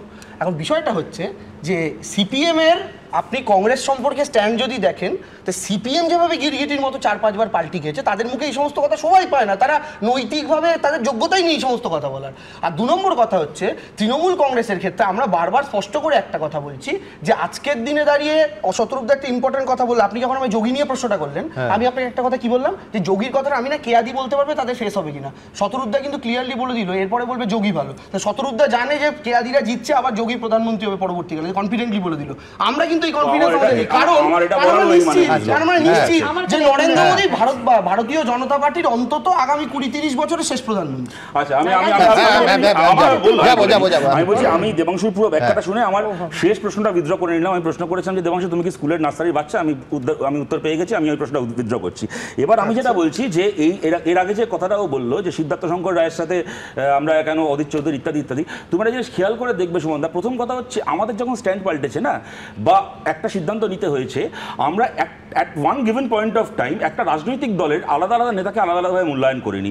পরিস্থিতি পাল্টেছে। যেমন মমতা বন্দ্যোপাধ্যায় একটা সময় বিজেপি সরকারে যাওয়া যোগ্য দরকার মনে করেছিলেন, আজকে বিজেপি সরকারে নেই, ওনার দলটা সম্পর্কে দৃষ্টিভঙ্গি পাল্টেছে। তর্কের খাতিরে যদি ধরে নিই যে আজকের প্রদেশ কংগ্রেসের প্রদেশ সভাপতি অথবা অন্যতম প্রধান মুখ যদি বেঁচে থাকতেন সিদ্ধার্থ শঙ্কর রায়, তাহলে কি কংগ্রেস নিয়ে তোমাদের মূল্যায়ন পাল্টাতো? অথবা আমি বলছি ব্যক্তি, নীতি না দল? আমাকে প্রশ্ন করলো, আজকে যদি দেশে ব্রিটিশ সরকার থাকতো তাহলে আমরা মনে করতাম যে বিজেপি, সিপিএম, তৃণমূল কংগ্রেস সবার সঙ্গে ব্রিটিশের বিরুদ্ধে লড়া উচিত। সুতরাং সেই হাইপোথিসিসে গিয়ে কি হবে? বলো না পাল্টি। তাহলে এত যখন মমতা বন্দ্যোপাধ্যায় খারাপ, এই প্রশ্নের উত্তরটা আমি পাই না, তাহলে ইন্ডি জোটে মমতা বন্দ্যোপাধ্যায়ের সঙ্গে বামেদের বহু নেতা সীতারাম ইয়েচুরি তিনি আমাদের সেই সংগ্রামী ওনাকে বার করে দেওয়া, থাকলে কবে বার করে দিতেন? নেই ঘটনা, আমাদের 5টা সিট, ওনাদের এখন গোটা সিট 27টা গোটা, কি করব? সেগুলো ঠিক আছে, সেটা বামেদের কি করব? নেই সেটা বামেদের দ্বিচারিতা। কিন্তু কে আমি বলছি, আচ্ছা না কে কাছে যাচ্ছে, আমি বলছি আমার মিষ্টি পাঠানো কি বলবে? এই রাজ্যে মরিচঝাপি থেকে আনন্দমার্গী থেকে শুরু করে বানতলা ধানতলা বিভিন্ন ক্ষেত্রে হয়েছে। সেই জ্যোতি বসু খুনি নয়, তার হাতে কতগুলো রক্ত খুন করেনি। না হয়নি, হয়নি, হয়নি। বানতলার প্রত্যেকজন অপরাধী জেল খাচ্ছে, বানতলার প্রত্যেকজন অপরাধী জেলে পড়ছে। আমি বলছি এবার অন্তত জোর করে আমায় ইতিহাস থেকে বর্তমানে ফিরতে হবে, তার কারণ এদিকের বক্তাদের কাছে যাব। আমার এর পরের প্রতিবেদন হচ্ছে রাষ্ট্রপতি শাসন জারি করে বিধানসভা ভোট করতে হবে, নয়তো পশ্চিমবঙ্গে সুষ্ঠু এবং অবাধ নির্বাচন হবে না। আজকে আরও একবার শুভেন্দু অধিকারী সেটা পরিষ্কার করলেন। কি তার দাবি? পরের প্রতিবেদন। পশ্চিমবাংলার লোক রাষ্ট্রপতি শাসন চাইছে। Even how you went to even court also asking 355 or 356 for Bengal also for president rule. Emergency. রাষ্ট্রপতি শাসন বনাম সংবিধান হত্যা, এই বাকযুদ্ধেই বুধবার উত্তপ্ত হয়ে উঠল পশ্চিমবঙ্গের রাজনীতি। বছর ঘুরলেই পশ্চিমবঙ্গে বিধানসভা ভোট, তার আগে পশ্চিমবঙ্গে রাষ্ট্রপতি শাসন জারি করে ভোটের দাবি তুললেন শুভেন্দু অধিকারী। পশ্চিমবাংলার লোক রাষ্ট্রপতি শাসন চাইছে। আমিও বলি রাষ্ট্রপতি শাসনে নির্বাচন না হলে এই এলাকার মানুষকে লোকসভা নির্বাচনেও ভোট দিতে দেওয়া হয়নি, আগামী বিধানসভাতেও ভোট দিতে দেওয়া হবে না। অন্যদিকে এদিনই কেন্দ্রের মোদী সরকারের বিরুদ্ধে সংবিধান লঙ্ঘনের অভিযোগ তোলেন মুখ্যমন্ত্রী। জরুরি অবস্থার 50 বছর পূর্তিতে 25শে জুন সংবিধান হত্যা দিবস পালন করতে বলে রাজ্য সরকারকে চিঠি দিয়েছে কেন্দ্রীয় সংস্কৃতি মঞ্চ। সেই প্রসঙ্গে বিজেপির বিরুদ্ধে চাঞ্চল্যকর অভিযোগ তোলেন মমতা বন্দ্যোপাধ্যায়। এমার্জেন্সি হত্যা দিবস করতে পারত, সেটা না করে সংবিধান হত্যা দিবস করছে, এটা আমার আপত্তি আছে। I totally condemn this idea. আজকে কি ডেমোক্রেসি ভারতবর্ষে আছে? তাহলে গণতান্ত্রিক পদ্ধতিতে প্রতিদিন তো একটা করে গণতন্ত্র হত্যা দিবস পালন হতে পারে। প্রতিদিন তারা গণতন্ত্রকে হত্যা করছে। রাষ্ট্রপতি শাসনের দাবি বনাম সংবিধান হত্যার অভিযোগ নিয়ে তৃণমূল ও বিজেপির এই চাপানোতো দেখে অবশ্য কটাক্ষ ছুড়ে দিয়েছে সিপিএম। রাজ্যগুলোতে যে চেহারা হচ্ছে তাতে এই দাবিটা মানুষের মধ্যে এসে যাচ্ছে, কারণ সরকারগুলো যেভাবে চলছে সেটা সাংবিধানিক মনোভাবে নয়। পশ্চিমবাংলায় ভোট হয় না, ভোটের অধিকার নেই। বিরোধী দলনেতা যদি সেই কথাটা বলেন, আমি বলবো তাহলে ত্রিপুরাতেও রাষ্ট্রপতি শাসনে ভোটের দাবি করবেন তো? পশ্চিমবাংলায় যেরকম চলছে ত্রিপুরাতেও একই রকম চলছে। 26-এর বিধানসভা ভোট হতে এখনো বেশ কয়েক মাস দেরি, তবে ভোটের আছে এখনই ফুটছে রাজ্য। সুকান্ত মুখোপাধ্যায় ও শিবাশিস মৌলিকের রিপোর্ট, এবিপি আনন্দ। আমি অর্ণব সাহার কাছে যাব। দেখুন, বিরোধী দলনেতা এই শুধু আজকে নয়, এর আগেও একাধিকবার রাষ্ট্রপতি শাসনে 2026-এর ভোট করার দাবি জানিয়েছে। দেখুন, কয়েকটা ফ্যাক্ট আছে। আমি এটা ঠিক দুটো বিপরীতমুখী এক ঝাঁক যুক্তি আছে। কি যুক্তিগুলো? ঠিক উল্টো দিক থেকে অর্ণবের কাছে যাব, যে এ রাজ্যে ভোট মানে গুলি আর বোমা, এটা ফ্যাক্ট। এ রাজ্যে ভোট মানে হিংসা, খুনোখুনি, রক্তপাত, এটাও ফ্যাক্ট। এ রাজ্যে ভোট মানে সেই আমাদের জ্ঞান হওয়া থেকে যা দেখে আসছি বুথ দখল আর রিগিং, এটাও ফ্যাক্ট। এই জিনিস আজকের ভারতবর্ষের অন্য কোনো রাজ্যে হয় না। এই প্রত্যেকটা হচ্ছে তথ্য। কিন্তু বিরোধী দলনেতার নিদান হলো যে সুষ্ঠু, অবাধ, নিরপেক্ষ ভোট করতে গেলে একমাত্র রাষ্ট্রপতি শাসনে 2026-এর ভোট করতে হবে। অর্ণবের উত্তর। সুমনদা, আপনার নিশ্চয়ই মনে আছে গত বছর 24-এর লোকসভা নির্বাচনের আগে অমিত শাহের দীর্ঘ একটা ইন্টারভিউ বেরিয়েছিল আনন্দবাজার পত্রিকায়, এবং সেখানে প্রশ্ন করা হয়েছিল আপনারা কি রাষ্ট্রপতি শাসনের পক্ষে? অমিত শাহ কিন্তু খুব পরিষ্কার করে বলেছিলেন যে আমাদের দল নীতিগতভাবে রাষ্ট্রপতি শাসনের পক্ষপাতী নয়। তাই না, আরেকটা বাক্য যোগ করি, একাধিক ইন্টারভিউতে বলেছিলেন যে আমরা শহীদ করতে চাই না নির্বাচিত কোনো সরকার। ঠিক আছে, সেটা তিনি পলিটিক্যাল জায়গা থেকে বলছেন, কিন্তু উনি স্ট্র্যাটেজিক্যালি বা ট্যাকটিক্যালি উনি রাজনৈতিক মানে পথ হিসেবে এইটাকে সমর্থন করেন না, এটা বলেছিলেন। আজকে যখন রাজ্যের বিরোধী দলনেতা শুভেন্দু অধিকারী বলছেন রাষ্ট্রপতি শাসন চাই, প্রথমত উনি যেটা করছেন, ওনার দলের শীর্ষ নেতা অমিত শাহ বিরোধিতা করছেন পরিষ্কার, কারণ উনি ওনার দলের যে কেন্দ্রীয় নেতা তার বিরুদ্ধে কথা বলছেন, কারণ ওনার দলের কেন্দ্রীয় নেতা যে মত বলছেন উনি সেই মত বলছেন না। 2 নম্বর হচ্ছে শুভেন্দু অধিকারীর আজকে এই বক্তব্যটা বলার সঙ্গে সঙ্গে মোটামুটি পরিষ্কার হয়ে গেল উনি বুঝে গেছেন 26-এর নির্বাচনের কি ফলাফলটা কি হবে। উনি বুঝে গেছেন যে উনি গোহারা হারতে চলেছেন, কারণ 77টা পেয়েছিলেন 21-এ, কমতে কমতে এখন বোধহয় 65-তে এসে দাঁড়িয়েছে, নাকি সত্যি 65 আছে না 66 আছে উনি নিজেও ঠিক জানেন না। সুতরাং আগে খেলার আগেই উনি মোটামুটি ওয়াকওভার দিয়ে দিয়েছেন যে উনি বুঝে যাচ্ছেন যে আমি পারবো না। আর আপনি যেটা বললেন সুমনদা, যে আমরা কম বয়স থেকে দেখে এসেছি, এই মুহূর্তে পশ্চিমবাংলায় মোট বুথের সংখ্যা 80,000। প্রতি বছরই নির্বাচন কমিশনের যে তত্ত্বাবধানে এবং কেন্দ্রীয় বাহিনীর তত্ত্বাবধানে যে ভোট হয়, আমরা দেখেছি যে নির্দিষ্ট কিছু জায়গায় হয়তো এরকম গাজোয়ারি, কিছু জায়গায় হয়তো এই ধরনের রিগিং। আমি তোমার কথাই রিপিট করছি, তুমি অন্য কোনো রাজ্যে ভোটের দিন এই কোট আনকোট নির্দিষ্ট কিছু জায়গা দেখাতে পারবে? পারবে না। এইটাই হচ্ছে ভারতবর্ষের বাকি এলাকার সঙ্গে পশ্চিমবঙ্গের তফাৎ। ঠিক গত বছরে উপনির্বাচন হয়েছিল উত্তরপ্রদেশে, যেখানে হাতে বন্দুক নিয়ে পুলিশ ভোট করাচ্ছে, এটা আপনারা দেখিয়েছেন আপনার চ্যানেলে। অন্তত 10টা সিটে ভোট হয়েছিল, তার মধ্যে অন্তত 7টা সিটে। আমি বলছি আমরা যখন সাংবাদিকতা শুরু করলাম বিহারে ঘোড়ায় চড়ে রাইফেল হাতে মানে দেখেছি, সেটা অন্য পরিস্থিতি ছিল, ভোট হয়ে গেছে। সেই পরিস্থিতি কেন পশ্চিমবঙ্গে হবে? কেন পাল্টাবে না এখানকার পরিস্থিতি? আপনার কথাকে উত্তর দিচ্ছি। পশ্চিমবঙ্গে এই জন্য হয় যে পশ্চিমবঙ্গের সমাজ হাইলি পলিটিসাইজড দীর্ঘদিন ধরে, আজকে থেকে নয়, তেভাগ আন্দোলনের সময় থেকে 1946 তেভাগ আন্দোলনের সময় থেকে আরম্ভ করে গ্রামাঞ্চলে রাজনৈতিক সচেতনতা আমাদের অনেক বেশি। আর আপনি যে বলছেন যে হিংসা হয় না, সারা বছর তো হিংসা হয় উত্তরপ্রদেশ মধ্যপ্রদেশে। হিংসা কি দলিতদের বিরুদ্ধে হিংসা? ওটাও একটা হিংসা। ওই যে হিংসাটা হয়, ওই যে অত্যাচারটা হয়, ওটারও একটা রাজনৈতিকতা আছে। আমি বলছি একটা বিরোধী দলের নাম বলো যারা উত্তরপ্রদেশ ভোটের পর দিন বলেছে যে রিগিং করে আমাদের ভোট দিতে দেওয়া হয়নি, মানুষ ভোট দিতে পারেননি, আমি রিকাউন্টিং বা রিপোর্টিং চাইছি। একেবারে সদ্য উদাহরণ দিলাম, এই যে গত বছর 24 সালে যে অন্য কোন রাজ্য পশ্চিমবঙ্গে হিংসা এবং সন্ত্রাসে ভোটের দিনের ঘটনায়, আমি বলছি অন্য কোন রাজ্য পশ্চিমবঙ্গের সঙ্গে আজকের ভারতবর্ষে তুলনীয় নয়। আমি বলছি সারা বছর যে হিংসা, সে তুমি মণিপুরের সঙ্গে সারা বছর তুলনা করো না, সেটার সঙ্গে আপনি পশ্চিমবঙ্গ এগিয়ে থাকবে, ইস্যুটা তা নয় ভোটের দিন হিংসা। তার কারণ এটা হাইলি পলিটিসাইজড একটা সমাজ, সেইটার জন্য এখানে রাজনৈতিক সচেতনতা অনেক বেশি। সেই কারণে মানুষের মানে অ্যাক্টিভ যে পার্টিসিপেশন রাজনীতির মধ্যে, সেটা পশ্চিমবঙ্গে অনেক বেশি অন্যান্য রাজ্যের থেকে। সেটার একটা ইতিহাস আছে, লম্বা ইতিহাস আছে। আমি বলছি আমার একটাই বলার আছে, আমি কেরলের উদাহরণ রাখবো যে এতটা তারা রাজনীতি সচেতন, প্রতি 5 বছরে স্বাভাবিকভাবে একবারের ব্যতিক্রম ছাড়া শাসক দল পাল্টে যায়, তারা রাজনীতি সচেতন নয়? তাদের বোমা বন্ধু গুলি রক্ত কোথায়? কেরলের চূড়ান্ত শান্তিপূর্ণ হয় এবং বিরোধী দল এই 100% সাক্ষরতার মানে আমি বলছি বাজিমাত করা রাজ্য, সেখানে ভোট সন্ত্রাসের কোনো উদাহরণ দেয় না বিরোধীরা। না হতে পারে, সে ওখানকার আমার এখানকার চেহারা আলাদা। আবার এটাও সত্যি কথা যে 1957 সালে ওখানে কমিউনিস্ট সরকার ফেলে দেওয়া হয়েছিল, নেহরু ফেলে দিয়েছিলেন। তারপর থেকে আরম্ভ করে ওখানকার যে ডেভেলপমেন্টটা হচ্ছে এটা অন্যরকম। আমাদের এখানকার যে সমাজ, সেই সমাজে যে রাজনীতির যে মানুষের সঙ্গে যে জড়িয়ে থাকা, এই জড়িয়ে থাকার চেহারাটা আলাদা। এটা দুটোকে একসঙ্গে মেলালে চলে। আমি আসবো তার কাছে, কিন্তু আগে আমি আবার এই বিতর্কে যাই না, পঙ্কজ রায়ের কাছে যাব। আমি পঙ্কজ রায়ের কাছে পরিষ্কার প্রশ্ন থাকবে যে আমরা এতক্ষণ অর্ণবের কাছ থেকে ঠিক উল্টো দিকটা নিয়ে আলোচনা করলাম। এই মুদ্রার কিন্তু আবার আরেকটা উল্টো দিক আছে, সেটা কি? যে জাতীয় নির্বাচন কমিশন, পঙ্কজদা নিশ্চয়ই মানবেন যে বিধানসভা হয় যে কোনো রাজ্যে জাতীয় নির্বাচন কমিশনের পূর্ণাঙ্গ নিয়ন্ত্রণে। কতটা নিয়ন্ত্রণে?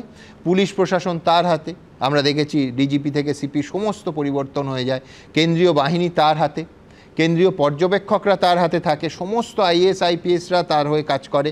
তো ভারতবর্ষের একটা রাজ্য পশ্চিমবঙ্গ যার নাম, সেখানে রাষ্ট্রপতি শাসন জারি করে যদি ভোট করতে হয় এবং সেটা না করলে ওই সুষ্ঠু এবং অবাধ নির্বাচন সেই রাজ্যে নাকি সম্ভবই নয়, তাহলে 16 আনার ওপর 18 আনা মানতে হয় যে এটা জাতীয় নির্বাচন কমিশনের ব্যর্থতা।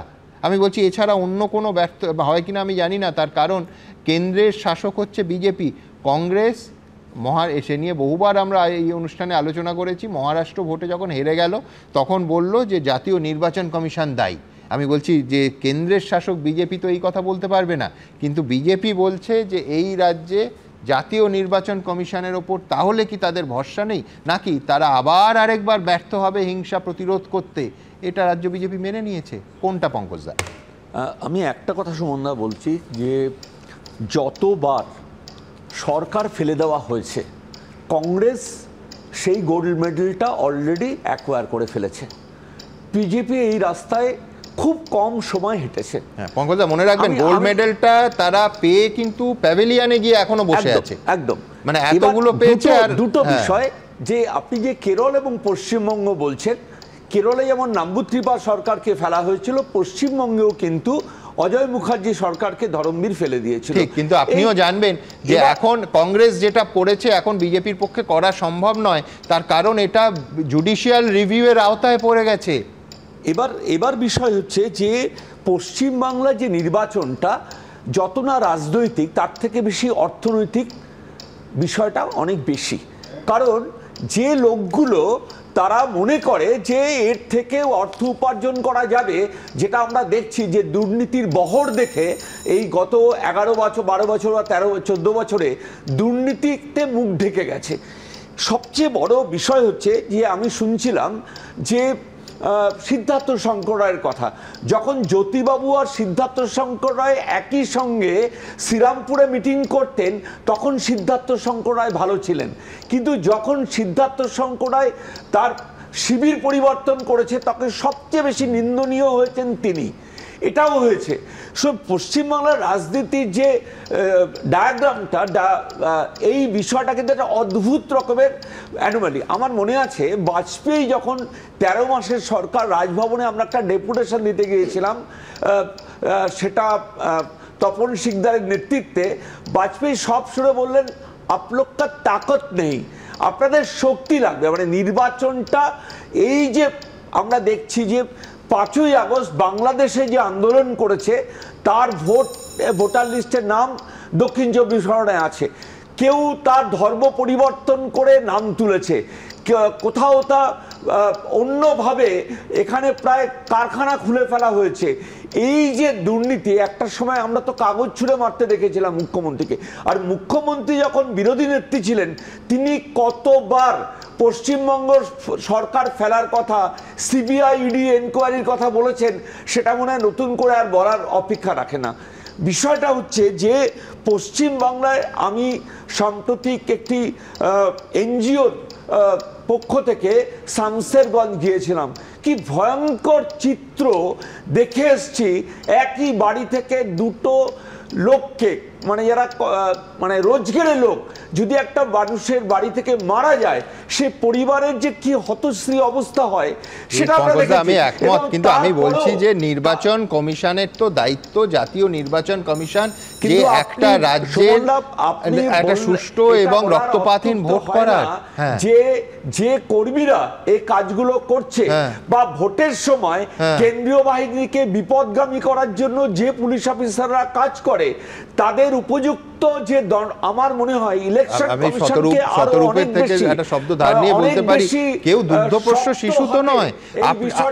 আপনি যে ভুয়ো ভোটারের কথা বললেন সেই তালিকার মূল দায়িত্ব হচ্ছে জাতীয় নির্বাচন কমিশনের। তারা কেন লিস্ট চেক করতে পারবে না? কিন্তু পরিস্থিতিটা কিন্তু অবশ্যই 355-356 মতো পশ্চিমবঙ্গে আছে। কারণ আমাদের কলকাতার অনতি দূরে যেভাবে একদম ধর্ম দেখে যেভাবে দাঙ্গা ছড়িয়ে দেওয়া হচ্ছে শামসেরগঞ্জ থেকে সর্বত্র, সেটা কিন্তু অত্যন্ত ভয়ের। এবং আরো ভয় রয়েছে বাংলাদেশের ওই 5ই আগস্টের পরে পশ্চিমবাংলা একটা ভালনারেবল জায়গায় এসে দাঁড়িয়েছে। প্রথম কথা হচ্ছে 2021-এর রেজাল্টের দিনের আপনার যে সন্ধ্যেবেলা শো হয়, 2024-এর রেজাল্টের দিনের যে সন্ধ্যেবেলা শো হয়, বিজেপির মুখপাত্রদের একজনকে বলতে শোনান যে ভোট ঠিকঠাক হয়নি, নাম্বার 1। উল্টে ইলেকশনের দিন বিশ্বনাথ দা বসেছিলেন বিজেপির কোচবিহারের নিশীথ প্রামাণিকের সাথে, বিশ্বনাথ দা বলছেন ভোট হয়নি, নিশীথ প্রামাণিক বিশ্বনাথ দাকে অপমান করেছিলেন। উল্টে মানে নিশীথ প্রামাণিক বলছে হেভি ভোট হয়েছে, বিশ্বনাথ দা বলছে ভোট হয়নি, আপনার ক্লিপিং আছে। ফলে কি 2 নম্বর কথা সুমন দা, আপনি একটা কথা বললেন, কিন্তু আমি একটু মনে করিয়ে দিই তোমায়, 2011-র ভোটটা যেদিন হলো সেদিন মুকুল রায় লাইভে আমার অনুষ্ঠানে বসে বলেছিলেন আমাদের কোনো অভিযোগ নেই, এত চমৎকার ভোট হয়েছে। তো আমি যদি ওইটাকে ইয়ার্ডস্টিক ধরি তাহলে 11 থেকে আমি 2025 বা পরবর্তী সময় পিছবো কেন? একটা তো নিখুঁত ভোট বিরোধীদের, তৎকালীন বিরোধী তৃণমূলের বিচারে একটা নিখুঁত ভোট আমরা পেয়েছিলাম। আপনি শুরুতে বললেন ভারতবর্ষের কোনো জায়গা থেকে কোনো বিরোধীর অভিযোগ করতে পারেন। সুমন, আমি আপনাকে স্পেসিফিক্যালি বলছি, প্রথম কথা ত্রিপুরাও ভারতবর্ষের পার্ট, সেখানে ইলেকশন নিয়ে কি অভিযোগ হয় আপনি জানি। 2 নম্বর কথা হচ্ছে উত্তরপ্রদেশের বিধানসভা নির্বাচনে কুন্দা অ্যাসেম্বলি সিট, ঠিক আছে, সঞ্জয় সিং ইন্ডিপেন্ডেন্ট ক্যান্ডিডেট প্রচার করার সময় গুলি করে খুন হয়েছেন। খুন ক্যান্ডিডেট, পশ্চিমবঙ্গের মাটিতে এই দৃশ্য আমরা দেখিনি। বিধানসভা ক্যান্ডিডেট, আমি বলছি লাশের পাহাড় হয়ে গেছিল, আমি বলছি একদিনে 15টা লাশ পড়েছিল এই পশ্চিমবঙ্গে। এই বলছি একজন বিধানসভা, তুমি বলো, আমার একদম বাদিকে বসে, আমি বলছি সুমন দা হবে একজন ক্যান্ডিডেট ক্যাম্পেইন করতে গিয়ে গুলি করে মারা গেছেন। শুধু সেটা নয়, ইলেকশনের দিন প্রয়াগরাজ, জৌনপুর, আজমগড় থেকে এসপির তরফ থেকে বুথ ক্যাপচার, বুথ রিগিং এর অভিযোগ রেজিস্টার্ড আছে ইলেকশন কমিশনের কাছে। আমি বলছি দেশ জুড়ে তুমি 500টা উদাহরণ যদি টানো, আমার একটাই প্রশ্ন থাকবে যে কেন আমি একটা রাজ্যের একটা ঘটনা, খারাপ ঘটনার উদাহরণ নিয়ে পশ্চিমবঙ্গের কারণ পশ্চিমবঙ্গে তো ধারাবাহিক ভাবে এই বলছি স্যার, প্রথমে পঙ্কজ স্যারকে বলি স্যার, এটা হয় জানেন তো, যেটা বললেন যে সিদ্ধার্থ রায় যখন জ্যোতিবাবুর সাথে মিটিং করেছেন তখন ভালো, পরে শিবির পাল্টে খারাপ হয়ে গেল। যেমন ধরুন মমতা বন্দ্যোপাধ্যায় যখন বিজেপির মন্ত্রী ছিলেন তখন ভালো, পরে শিবির পাল্টে খারাপ হয়ে গেলেন, এগুলো হয় দেখবেন। তবে আমি অন্য দুটো কথা বলি, সেটা হচ্ছে অর্ণবদা আপনি একটা কথা বললেন যে ঠিকই কথা, আমরা সবাই দেখছি উত্তরপ্রদেশে দলিতের উপর কি অত্যাচার। বাংলায় আপনিও নিশ্চয়ই স্বীকার করবেন যে বামফ্রন্ট সরকারের সময় আপনাকেও খুব বেশি অভিযোগটা বামফ্রন্ট আমলে করতে হয়নি। আমি আপনাকে এই বছর মার্চ মাসের দুটো ঘটনা বলছি, বর্ধমানের বিধাগ্রামে এবং নদিয়ার দেবগ্রামে, যেখানে দলিত মানুষকে এমনকি আদালতে মামলা লড়ে হাইকোর্টে জাস্টিস তীর্থঙ্কর ঘোষের রায়ে মন্দিরে প্রবেশ করার অধিকার পেতে হয়েছে, যখন কিনা এই পশ্চিমবাংলায় রাজীব বন্দ্যোপাধ্যায়ের নেতৃত্বে একদম তৃণমূলের ব্যানার নিয়ে ব্রাহ্মণ সম্মেলন হচ্ছে। আমি আপনাকে বলে দিলাম 2 নম্বর কথা। 3 নম্বর, সুমন আমি খুব আন্তরিকভাবে একটা কথা বলছি, বামফ্রন্ট সরকারের সময় ইলেকশনে হচ্ছে মারধর, ঝামেলা ইত্যাদির অভিযোগ ওঠেনি এমন নয়। এবং তুমি যদি আমাকে জিজ্ঞেস করো বামফ্রন্ট সরকারের সময়কার সাফল্য নিয়ে যেরকম আমার অনেক কিছু বলা রয়েছে, যদি বামফ্রন্ট সরকারের সময়কার মানে সমালোচনা হিসেবে আমায় গ্রহণ করতে হয়, তার মধ্যে এটা অন্যতম জামায় স্বীকার করতে হবে। যদিও বীরভূমের মতো একটা জেলায় 15 বছর ধরে পঞ্চায়েতের ভোট হচ্ছে না, 34% আসনে ক্যান্ডিডেট নেই, এরম হয়নি, কিন্তু যদি একটা হয়ে থাকে, যদি 50টা হয়ে থাকে, 100টা হয়ে থাকে, আমি এটা বলছি আন্তরিকভাবে, কাল যদি আমরা আবার সরকার তৈরি করি, যেটা আমাদের সংসদন করতে হবে, তা হচ্ছে বামফ্রন্ট সরকারের এইটা যেন রিপিটেড না হয়। হ্যাভিং সেড দ্যাট আমি একটা কথা বলছি, আপনাকে কি কথাটা মানায়? ডোমকলে 15টা লাশ একদিনে এক জায়গায় বলার সময় যেহেতু তুমি বলছি না, এবার আমি বলছি যে যদি সমালোচনা হিসেবে আমাকে গ্রহণ করতে হয় এবং সংশোধনের অঙ্গীকার করতে হয়, এটা হচ্ছে একটা দিক। এই জায়গায় আমি বলছি অর্ণবদা, আপনি যেন প্রফেসর, মানুষের রাজনৈতিকভাবে সচেতন হওয়ার উদাহরণ হচ্ছে বা প্যারামিটার হচ্ছে সে বন্দুক নিয়ে বেরিয়ে পড়ছে লক্ষণ করতে, এটা রাজনৈতিক সচেতনতার প্যারামিটার হিসেবে ধরবো নাকি এটা রাজনৈতিক অবক্ষয় হিসেবে ধরবো, যেখানে কিনা আপনিও বলবেন যে হ্যাঁ আমার দলের পরিচালিত সরকারের আমলে এটা অবক্ষয় ভাঙন, আমি যেটা বলতে চেয়েছিলাম সেটা হচ্ছে যে দৃশ্যহিংসা আর অদৃশ্যহিংসা, যে উত্তরপ্রদেশ বা মধ্যপ্রদেশের চেহারা আমি বলছি সারা বছরের হিংসাটা চলে, রাজনৈতিক সচেতনতা আসলে করতে আমি বলছি যে আমি শেখার চেষ্টা করছি, রাজনৈতিক আমি রাজনৈতিকভাবে সচেতন মানে আমি অন্য খবর দেব না, একদম নয়। আমি সচেতনতা এমন একটা জিনিস, একজন মহিলাকে 2003 সালে আমার পার্টি নয় পার্টি 2003 সালে আমি বলে দিয়েছি 2003 এর কথা 2001 এর কথা আমি পঞ্চায়েত নির্বাচনে 103 জন খুন হয়েছিল, আমি বলে দিয়েছি 103 জন খুন হয়েছিল। শুনেন আমি বলেছি আপনি বলার আগে আমি এই আলোচনা টেবিলে বামফ্রন্ট আমলটা আমি তুলেছি, আপনি তোলেননি। এবার আমি আপনাকে বলছি একজন মহিলা, তিনি আমার দলের নন, বিরোধী দলের, মানে আমার বিরোধী একটি দলের, তিনি প্রার্থী হয়েছেন বলে প্রকাশ্য দিবালোকে মানে হাটের মাঝখানে শরীর থেকে শাড়ি খুলে বিবস্ত্র করে মাটিতে ফেলে লাথি মারা হচ্ছে, এটা আমি বলছি এই রাজ্যে 3টে দফায় হিংসা হয় ভোটের আগে, ভোট পূর্ববর্তী হিংসা, ভোটের দিন হিংসা, ভোট পরবর্তী হিংসা। তো ফ্যাক্ট আমি ঠিক এই জায়গাটাতে যেটা আপনি বললেন, আগে আমরা জানতাম বিহার জঙ্গলরাজ সেখানে ছিল, এখন এগিয়ে বাংলা এই ক্ষেত্রে হয়ে গেছে কিভাবে যে এখন মানুষের ব্যবহার করছেন কেন বলতে দিন না। আমরা দেখেছি যে যখন পশ্চিমবঙ্গে একদম ভোট আসার আগে মানুষকে ভয় দেখানো হয়, শাসানো হয়, ভোটের দিন ভয় দেখানো হয়, শাসানো হয়, booth jam, booth rigging, vote লুট সবগুলো হয়, ব্যালট পঞ্চায়েতের একদিনে এই 2023 আপনি তো বামফ্রন্টের সময়কার বলে 2023-এ একদিনে 11 জন মারা গেছে আমরা এখানে দেখেছি। এবং ভোট পরবর্তী হিংসা প্রায় এরা এই খুনটা আমরা যদি দেখি 2018 থেকে 250 জন কর্মী ভারতীয় জনতা পার্টি, একলা ভারতীয় জনতা পার্টির মারা গেছে। যেটা শুভেন্দুবাবু বলেছেন সেটা উনি তো বিরোধী দলনেতা, পশ্চিমবঙ্গ সরকারের যতগুলো বিরোধী দল আছে, বিরোধী মানুষ আছে, তার যে কথা সেটা প্রতিফলিত হয়েছে তার কাছে, কারণ মানুষ এখানে ভয় আছে সেই কারণে বলেছে। লাস্ট লোকসভা ইলেকশনে সিপিএম বিজেপি কটা বুথে রিপোল চেয়েছে, সংখ্যাটা বলুন। আচ্ছা আমি সংখ্যাটা এক্স্যাক্টলি বলতে পারবো না, কিন্তু অনেক বুথে চেয়েছে। তার থেকে বড় কথা দেবাংশু, তুমি তো একসময় তুমি তো কন্টেস্ট করেছিলে, সেটা তুমি জানো লোকসভাতে বিধানসভাতে না রিপোল চাওয়ার কতগুলো ক্রাইটেরিয়া আছে, প্যারামিটার রয়েছে। 95% এর উপর যদি পোলিং হয়, যদি কোথাও ইভিএম মাঝপথে দীর্ঘক্ষণ খারাপ হয়ে থাকে, ওই প্যারামিটারগুলো স্যাটিসফাই না করলে কাগজে নাম তোলার জন্য রিপোল চাওয়া যায়, কিন্তু ইচ্ছে হলো। আমি শুধু এইটুকু দর্শকদের মনে করিয়ে দেব যে আগামীকাল এই রাজ্যে ভোট এবং ভোটের হিংসা নিয়ে এত কথা হচ্ছে, একটা মাত্র একটা উপনির্বাচন কালীগঞ্জের একটা ছোট্ট উপনির্বাচন একটা কেন্দ্রের, আমি এইটুকু আমরা সবাই আশা করতে পারি যারা স্টুডিওতে আছি এবং আপনারা যারা দেখছেন, যে সেইটা যেন শান্তিপূর্ণ হয়। আমায় কিংবা অন্য রাজ্য থেকে কেউ কটাক্ষ করতে পারেন যে একটা উপনির্বাচন সেটা অশান্তি কী হবে, কিন্তু আমি বলছি তাও ঘরপোড়া গরু সিঁদুরে মেঘ দেখলে ডরাই। সেই জন্য আমি বলছি যে এইটা অন্তত শান্তিপূর্ণ হোক। কিন্তু মানুষের রক্তের কথা পর এবার মানুষের ঘামের কথা।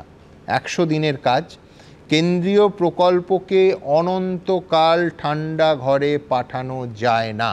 আজ দ্ব্যর্থহীন ভাষায় কলকাতা হাইকোর্টের মাননীয় প্রধান বিচারপতি একেবারে স্পষ্ট বলে দিলেন। পাশাপাশি অবশ্য 100 দিনের কাজের তদন্তে কেন্দ্র সরকার করতে পারবে এবং পশ্চিমবঙ্গে আলাদা করে পশ্চিমবঙ্গের জন্য কিছু বিশেষ শর্ত দেয়া হলো।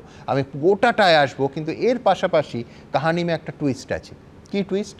সেটা হচ্ছে যে গতকাল অবধি তীব্র আক্রমণ করেছিল এই রাজ্যের শাসক একেবারে বিচারপতি মান্থার নাম করে গতকাল ডিভিশন বেঞ্চের রায়কে।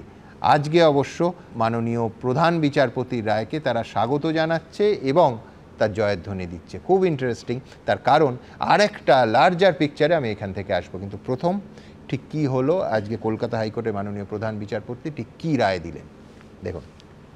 1 আগস্ট থেকে রাজ্যে 100 দিনের প্রকল্প চালু করার জন্য কেন্দ্রকে নির্দেশ দিল কলকাতা হাইকোর্ট। বুধবার এই নির্দেশ দিতে গিয়ে প্রধান বিচারপতি টি.এইচ. শিবজ্ঞানম পর্যবেক্ষণে স্পষ্ট বলেন, কোনো কেন্দ্রীয় প্রকল্পকে অনন্তকালের জন্য ঠান্ডা ঘরে পাঠিয়ে দেওয়া যায় না। কেন্দ্র চাইলে কেন্দ্রীয় পোর্টালের মাধ্যমে সরাসরি নির্দিষ্ট ব্যক্তির অ্যাকাউন্টে টাকা পাঠাতে পারবে। এর কিছুক্ষণের মধ্যেই কলকাতা হাইকোর্টের নির্দেশকে স্বাগত জানান মুখ্যমন্ত্রী। We welcome the High Court judgment. We have not gone there. Individual organization went there. It's good for them. We are not opposing that. তৃণমূলের এই প্রতিক্রিয়া দেখেই অনেকে আবার মনে করিয়ে দিচ্ছেন, ওবিসি মামলায় এই হাইকোর্টেই ধাক্কা খেয়ে মমতা বন্দ্যোপাধ্যায়ের দল তৃণমূলই কিভাবে সরাসরি বিচারপতিকে আক্রমণের রাস্তায় হেঁটেছে। হাইকোর্ট কেন্দ্রকে 100 দিনের প্রকল্প চালু করতে বলায় মমতা বন্দ্যোপাধ্যায় সেই নির্দেশকে স্বাগত জানিয়েছেন। অথচ তার কিছুক্ষণ আগে ওবিসি মামলার রায় নিয়ে তাঁরই দলের রাজ্য সাধারণ সম্পাদক সরাসরি নিশানা করেছেন হাইকোর্টের বিচারপতিকে। গতকাল দুর্ভাগ্যজনকভাবে একই কম্বিনেশন খেলছে। একজন বিচারপতি বারবার বিজেপি বা বিরোধী দলনেতা বা বিরোধীদের রাজনীতির রসদ তৈরি হতে পারে এমন রায় দেবেন, এমন কথা বলবেন, আর তারা তাই নিয়ে লাড্ডু বিতরণ করবেন, তখন তো 2 আর 2 4ই তো হবে। হাইকোর্টের রায়ে বোধহয় ন্যায় বিচার হলো না। তৃণমূলের এই দুই সুরকে পাশাপাশি রেখে অনেকেই প্রশ্ন তুলছেন, এটা কি দ্বিচারিতা নয়? রায় পক্ষে গেলে আদালত ভালো, আর আদালতে ধাক্কা খেলেই বিচারপতির পক্ষপাত দুষ্ট। রায় যখন শাসক দলের পক্ষে যাচ্ছে তখন বিচার ব্যবস্থার প্রতি আস্থা দেখানো হচ্ছে, আর রায় বিরুদ্ধে গেলেই বলা হচ্ছে বিজেপির আদালত, বিজেপির রায়, এই জাতীয় কথা তো আমরা আগে শুনেছি। এগুলো নিন্দনীয়। এগুলো আইনের শাসন হচ্ছে গণতন্ত্রের মূল ভিত্তি, সেটাকেই এইখানে শাসক দল মানছেন না। স্টেট যদি ঠিক মতো না চলে, জুডিশিয়ারি যদি চোখে আঙুল দিয়ে তোমার ভুল দেখায়, তুমি তাকে জুডিশিয়ারিকে আক্রমণ করছো। তোমার ভুলটা দেখো। কোর্ট যদি বিচার প্রক্রিয়ায় যদি মনে করে এটা স্টে দেওয়া দরকার, সে তো স্টে দেবেই। তা বলে তুমি বিচারপতিদের বা জুডিশিয়ারিকে আক্রমণ করতে পারো না। স্টেট যখন একটা শেষ সীমায় যায় তখনই এই ধরনের কথাবার্তা বলে। বুধবার হাইকোর্টের রায়কে হাতিয়ার করে কেন্দ্রের কাছে বকেয়ার দাবিতে সরব হয়েছেন মুখ্যমন্ত্রী। 4 years you are not giving a single paisa for Awas Yojana, rural roads, 100 days job. First you give the arrear, and whatever the money is pending with you, first you pay that money. ওনারা বকেয়া চেয়েছিলেন, reject হয়েছে। কেন্দ্রীয় সরকারকে পূর্ণ পাওয়ার দিয়েছে। Direct job card হোল্ডারদের করতে, তার আগে জব কার্ড হোল্ডারদের ফেক আর জেনুইন আলাদা করতে বলেছে। প্রসেস শুরু করবে। এটা আমাদের ডিমান্ড। স্কিম বন্ধের তো ডিমান্ড নেই। চোর ধরো, জেল ভরো। সব মিলিয়ে 100 দিনের প্রকল্প নিয়ে হাইকোর্টের নির্দেশের পর তৃণমূল বিজেপি সংঘাত এখন সপ্তমে। সুমন ঘড়াই, সুকান্ত মুখোপাধ্যায় ও কৃষ্ণেন্দু অধিকারীর রিপোর্ট, এবিপি আনন্দ। দেখুন, এই প্রবণতা বহুদিনের এবং একাধিক রাজনৈতিক দলের এই প্রবণতা, যেই কোর্টের রায় পক্ষে যাবে বিচার ব্যবস্থা মহান, আর কোর্টের রায় বিপক্ষে গেলে কোর্টের রায় মানি না। কিন্তু তৃণমূল কংগ্রেসের আক্রমণের, আবার বলছি শব্দটা ব্যবহার করছি, ইউনিকনেসটা কোথায় জানেন? সেটা হচ্ছে মাননীয় বিচারপতিদের নাম করে আক্রমণ। এইটা কিন্তু অন্য রাজ্যের বা অন্য রাজনৈতিক দলের এর আগে এত ঘন ঘন ইদানিংকালে কিন্তু আমরা অন্তত দেখিনি। কালকে মাননীয় বিচারপতি মান্থার সাহেবের, রাজাশেখর মান্থার নাম করে আক্রমণ। আমি দ্রুত একবার আপনাদের দেখাবো যে এর আগে কখনো মাননীয় বিচারপতি মান্থা, কখনো মাননীয় বিচারপতি অমৃতা সিনহা নাম করে আক্রমণ করেছে তৃণমূল কংগ্রেস একাধিক ইস্যুতে। দেখুন, শুভেন্দু অধিকারী বেপরোয়াভাবে পুলিশকে আক্রমণ করছে, পুলিশকে মানছে না, আইন শৃঙ্খলাটা পৈতৃক সম্পত্তি ভেবে নিয়েছে এবং কালকেও সেই মানসিকতা দেখা গেছে এবং এর জন্য দায়ী one and only justice Rajasekhar Mantha. I repeat, এর জন্য responsible one and only justice Rajasekhar Mantha. Justice Rajasekhar Mantha শুভেন্দুর উপর সমস্ত এফআইআর গুলোতে সুরক্ষা দিয়ে দিচ্ছেন, এমনকি যে অপরাধ শুভেন্দু করেনি তখনও পরের দিন কি করবে তিনি জানেন না, তা অ্যান্টিসিপেট করেও বলছেন তার বিরুদ্ধে এফআইআর করা যাবে না। এটা কোন দেশের আইন? রাজাশেখর মান্থা হরিশ মুখার্জি রোডে মিছিলের অনুমতি দেন, সেই বিচারপতিকে আজ যাই হোক নিরপেক্ষ বিচারপতি বলা যায় না, কারণ হরিশ মুখার্জি রোডটা কোনো ট্র্যাডিশনাল মিছিলের জায়গা নয়। যে রাজাশেখর মান্থা সেই মিছিলের অনুমতি দিতে পারেন এবং যাকে ডিভিশন বেঞ্চ খারিজ করে, সেই রাজাশেখর মান্থাকে নিরপেক্ষ বিচারপতি বলে মনে করি না। যখন প্ল্যানচেট হয় তখন সামনে একজন মিডিয়াম থাকে আর প্রেতাত্মা যেন মিডিয়ামকে দিয়ে সেই লেখাটা লিখিয়ে নেয়। তো এখানেও যেন সেরকম একটা শোনা যায় যে কোনো প্রেতাত্মা মিডিয়ামকে নিয়ে সেই কাজটা করিয়ে নিতে চাইছে। এই প্ল্যানচেট মডেলে কোনো কোনো বিচারপতি নিজেদের উইশ লিস্টটা এজেন্সিকে দিয়ে করিয়ে নিতে চান। ওকে কেন ডাকা হবে না, ওকে কেন তলব করা হবে না। একে বিজেপি চালিত করছে এজেন্সিকে, তার উপর আবার যদি বিচারপতিও তিনিও যদি তার উইশ লিস্ট চাপিয়ে দেন, তাহলে তো বিচার ব্যবস্থার মধ্যে আর ন্যায় বিচারের কোনো জায়গা থাকবে না। দেখুন, আজকে কিন্তু এই 100 দিনের কাজের রায়ের পর তৃণমূল কংগ্রেস স্বাগত জানিয়েছে এই রায়কে। কার্যত একাধিক নেতা কলকাতা হাইকোর্টের জয়ধ্বনি করেছেন। সুবিধে মতো বিচার বিভাগ নিয়ে অবস্থান বদল, চেনা ছবি এ রাজ্যে। বিশ্বনাথ চক্রবর্তী কি বলেন? দেখুন, তৃণমূল কংগ্রেস সব কিছু দখল করতে পেরেছে, স্কুল কলেজ বিশ্ববিদ্যালয় সর্বত্র দখলবাজি হয়েছে, একমাত্র কলকাতা হাইকোর্টে তৃণমূলের পতাকাটা তুলতে পারেনি। ফলে তৃণমূলের পতাকা যেদিন তুলে দিবে বা সেদিন থেকে আর কোনো অভিযোগ থাকবে না। এবং দ্বিতীয় যে বিষয়টা, এই যে কুণাল ঘোষ যে কথাগুলো বলছে, সরাসরি রাজশেখর মান্থার নাম করে বিচারপতি পোস্টার মারা, এতে কে উৎসাহিত হবে? যারা গুন্ডা তারা উৎসাহিত হবে, যারা জেল খাটা তারা উৎসাহিত হবে, যারা সমাজবিরোধী তারা উৎসাহিত হবে। মানে কারণটা কি? শেষ সময় শেষ বিচারে সুমনদা, আপনি আমি সবাই কিন্তু ওই ন্যায় বিচারের দিকেই তাকিয়ে থাকি, ওই বিচারপতিদের দিকেই তাকিয়ে থাকি। শেষ পর্যন্ত সমাজে কিন্তু কোনো রাজনৈতিক দল আমাদের ন্যায় বিচার দেয় না, দেয় কিন্তু হলো আদালত। ফলে এই আদালতকে যে কোনো মূল্যে প্রভাবিত করতে হবে। সেই কারণেই সামান্যতম মানে অন্যায়গুলো আমি করব, অথচ তারপরে বিচারটা যখন হচ্ছে তখন বিচারপতিকে আক্রমণ করো, রাজশেখর মান্থাকে আক্রমণ করো। উৎসাহিত হবে কারা? সমাজবিরোধীরা উৎসাহিত হচ্ছে। এবং আমি বলছি, সমাজটাকে অধঃপতন নিয়ে যাওয়ার জন্য দায় কিন্তু এই রাজ্য সরকারকে নিতে হবে এবং এই শাসক দলকে নিতে হবে। এবং রায় পছন্দ না হলে কিন্তু বিজেপিও একাধিক ক্ষেত্রে বিরাট আক্রমণ, সুপ্রিম কোর্টকে আক্রমণ করেছে। ব্যক্তিগতভাবে যখন করে না, সেটা আরো বেশি ডেঞ্জারাস হয়ে যায়। দেখুন সুমনদা, আজকে আমি এক্সপেক্ট করেছিলাম, আমি যদি আপনি আমায় বলেন একজন বিশ্লেষক হিসেবে, কেন মমতা বন্দ্যোপাধ্যায় অমিত শাহ নরেন্দ্র মোদীর মধ্যে বিভাজন টানলেন? বিভাজন খুব সচেতনভাবে পলিটিক্যাল কারণেই টেনেছেন। নরেন্দ্র মোদী মানে সিবিআইডি দেখে না, সিবিআইডি পরিচালনা করে হলো অমিত শাহ। নির্বাচনের আগে বা পরে বা তৃণমূলের একের পর এক নেতা জেলে গেছে, আগামী দিনে যাবে কিনা তার থ্রেট আছে। এবং তারপরে ইলেকশন কমিশনেও হোম মিনিস্ট্রির আন্ডারে কাজ করে, ফলে সেন্ট্রাল ফোর্স আসবে অমিত শাহর আন্ডার মানে মন্তকের মাধ্যমে। ফলে অমিত শাহকে যদি আমি চাপের মধ্যে রাখতে পারি, এবং একইভাবে আমি বলছি যে নির্বাচন আসলে ইলেকশন কমিশনকে শত্রু করো, হাতাকুন্তি নিয়ে নামো। এটা চেনার ছক মমতা বন্দ্যোপাধ্যায়ের, যে ইলেকশন কমিশন কিন্তু প্রতিবারই মমতা বন্দ্যোপাধ্যায়ের কাছে হেরে যায়। আমি বারবার বলছি, ন্যাশনাল ইলেকশন কমিশন যে মডেল কোড অফ কন্ডাক্ট মানে ঘোষণা করে সেটা 5% পশ্চিমবাংলায় চালু করতে পারে না বা কার্যকারী করতে পারে না, শেষ পর্যন্ত ভোটটা রিগিংয়ে হয়, শেষ পর্যন্ত ভোট লুট হয়, তার কারণটাই হলো যে যেরকম প্রবল চাপ থাকে এবং প্রথম থেকে ইলেকশন কমিশনকে প্রতিপক্ষ তৈরি করে নাও, তার ফল কিন্তু আমি বলছি ভোটের দিন সকাল থেকে আমরা চিৎকার করতে থাকি এখানে এজেন্ট বের করে দিয়েছে, ওখানে বোম পড়ছে, ওই পাড়ার থেকে লোকরা ভোট দিতে আসতে পারছে না। ফলে আমি বলছি ইলেকশন কমিশন এবারও যদি আরেকটা ছলনা করে এবং ব্যর্থ হয় মমতা বন্দ্যোপাধ্যায়ের চাপের কাছে, তাহলে পশ্চিমবাংলার গণতন্ত্রের লাস্ট ইলেকশন বলে আমি মনে করি। এবং আমি বলছি সুমনদা, আমি এক্সপেক্টই করেছিলাম যে মমতা বন্দ্যোপাধ্যায় এই প্রেস কনফারেন্সটা তো তিনি সরাসরি দলীয় জায়গা থেকে করেছেন, তিনি নবান্ন থেকে কেন করবেন?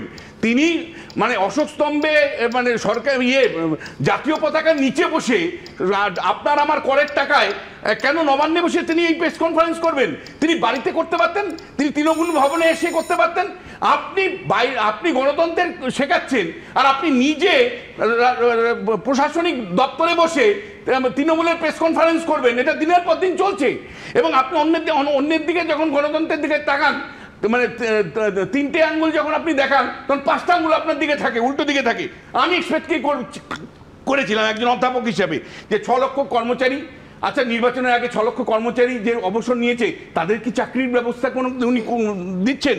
আমি এক্সপেক্ট করেছিলাম যে মানে যে সারের মানে আমি বলছি সারের কালোবাজারি কোন লেভেলে গেছে, 1200 টাকা ডিএপি এখন 2500 টাকা দিয়ে কিনতে হচ্ছে কালোবাজারিতে কৃষকদেরকে। আমি এক্সপেক্ট করেছিলাম গৃহ পরিচালিকাদের জন্য ওয়েলফেয়ার বোর্ডের ঘোষণা করবেন, কারণ পশ্চিমবাংলাতে গৃহ পরিচালিকাদের জন্য কোনো ওয়েলফেয়ার বোর্ড নেই, গরিব মানুষের জন্য নেই।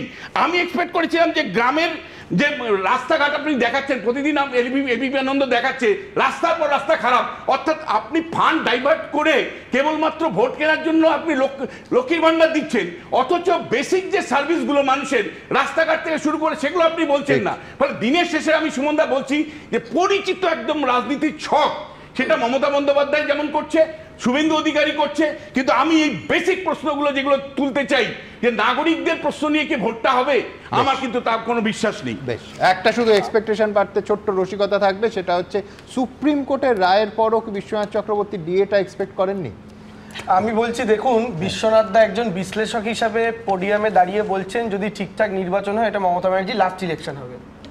এটা বিশ্বনাথ চক্রবর্তী আমি লাস্ট ইলেকশন না, আমি প্লিজ আমি ক্লারিফাই করি, আমি বলছি এবারও যদি ইলেকশন কমিশন ব্যর্থ হয়, এবারও যদি ইলেকশন কমিশন ব্যর্থ হয়, পশ্চিমবাংলায় এটা শেষ ইলেকশন। আচ্ছা, এবার আমি আপনাকে বলছি যে এই একই কথা আমরা যখন বলেছিলাম যে 2024-এ যদি নরেন্দ্র মোদী জিতে যান ভারতবর্ষের এটা শেষ নির্বাচন হবে, তখন বিশ্বনাথ দা ক্রিটিসাইজ করেছিলেন।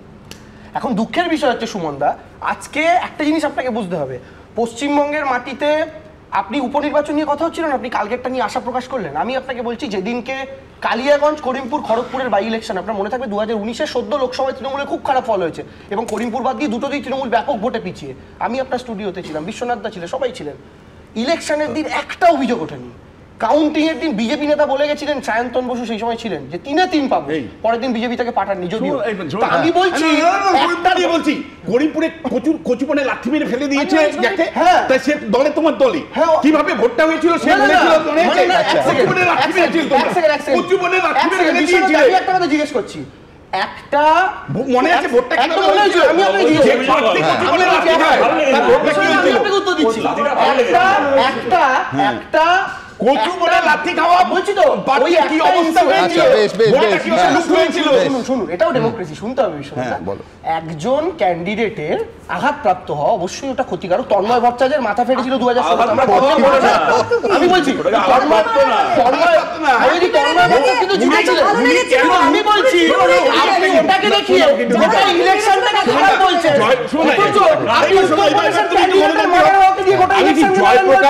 জয়প্রকাশ দা সেদিন রিয়াকশনটা আপনি দেখান, পরিষ্কার বলছে যে বুথের পর বুথ লুট হচ্ছে, আমি দেখতে গিয়েছিলাম, তাই ওরা আমাকে বাধা দিয়েছে এবং কচুবনের লাঠি মেরেছে।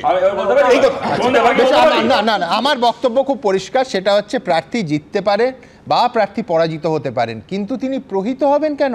তার একজন প্রতিনিধি তাকে বুথে বসতে দেওয়া হবে না কেন? কেন রক্তাক্ত হতে হবে? এই প্রশ্নটা বেসিক। আবার বলছি, আমরা এই আলোচনা করছি যখন কালকে একটা ছোট্ট উপনির্বাচন, সেটা অন্তত শান্তিতে হোক।